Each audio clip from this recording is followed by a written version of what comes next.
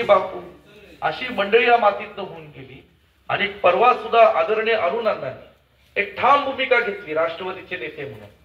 जयंतराव पाटील साहेब आले, राष्ट्रवादीच्या त्यांच्या कार्यकर्त्यांचा मेळावा बोलवला आणि जाहीरपणे त्यांनी सांगून टाकलं की या निवडणुकीत आपण विश्वजित कदमांच्या पाठीशी खंबीरपणे उभे आहोत। आणि लोकांनी या ठिकाणी आज राष्ट्रवादी, महाविकास आघाडी, काँग्रेस पक्ष, शिवसेनेत एकत्रितपणे आता काम करायचं। आता गेल्या वेळचा बूथचा आकडा माझ्याकडे आहे, म्हणून आता सर्वांनी एकत्रित काम केलं तर तोडाच आकडा राहिला पाहिजे, बरोबर की नाही? भाजपचे किती कार्यकर्ते तुम्हालाही माहितीये, मलाही माहितीये। आता ओढं काय मला आता ते तात्या जास्त राहील की नाही ते मतपेटी उघडल्यानंतरच कळतंय ना। म्हणून या ठिकाणी पूर्वी काहीतरी व्हायची गडबडी, आता गडबड होऊ शकत नाही। बूथवर कळतंय, एका सेकंदात कळतंय कुणी काही गडबड केली आणि ती होणार नाही।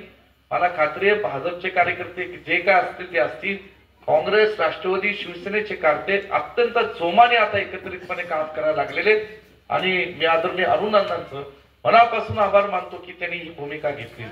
मला एकच विनंती करायची आपल्या सर्व लोकांना, या सांडगे गावडी गावामध्ये जवळजवळ 8 कोटीचा विकास निधी, बरोबर ना काका?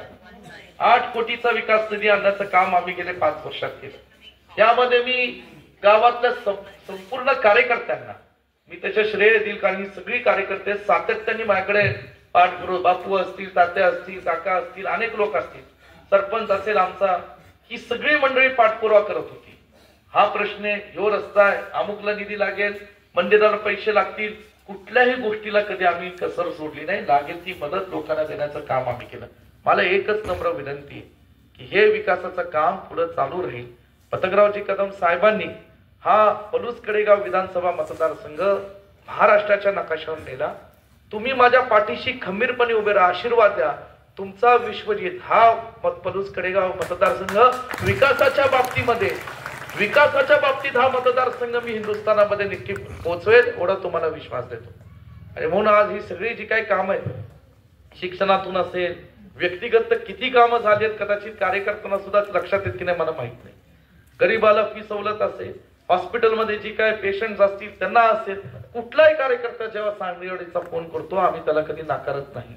आणि म्हणून मला आपल्या सर्वांना विनंती करायची, हे सगळं आपण लक्षात ठेवून येणाऱ्या 20 तारखेला आपण सर्वांनी मला आशीर्वाद द्यावे, ताकद द्यावी आणि या मतदारसंघाची पुन्हा हाताच्या पंजासमोरचं बटन दाबून सेवा करण्याची संधी द्यावी।